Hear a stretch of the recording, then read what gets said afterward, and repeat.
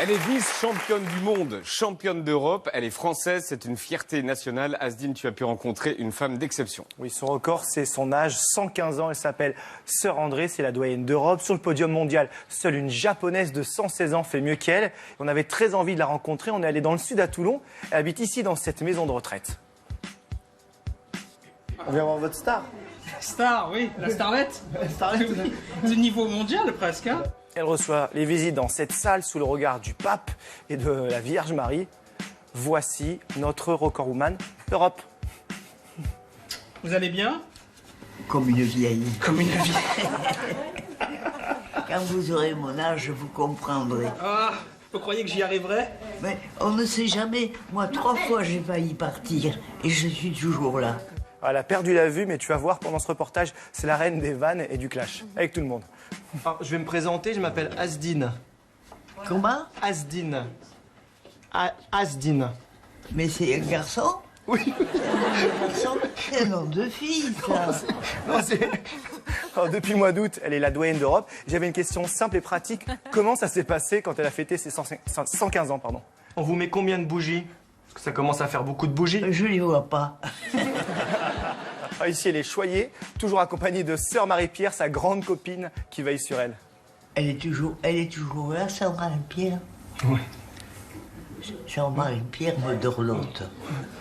Mais il faut pas le dire parce que elle ne serait pas contente. Ben juste là. Et elle n'est pas contente. Oh, c'est terrible, ça. Elle est toujours là où il faut pas.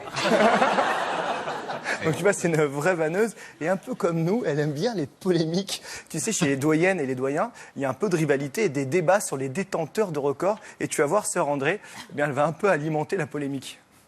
Nous ne sommes pas très nombreuses de cet âge.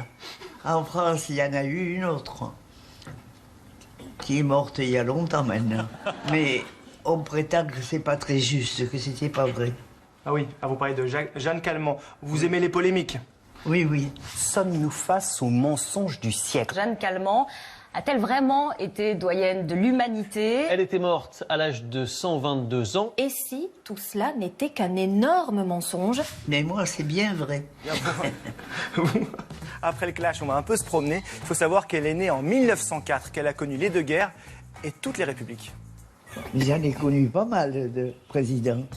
Justement, on en pense quoi de nos présidents actuels? Il y a du bon et du très bon même, je trouve. Mais il y a beaucoup de mauvais. Ah, et son préféré, c'est qui? Ah, mon ami de Gaulle. Je suis allé visiter sa propriété.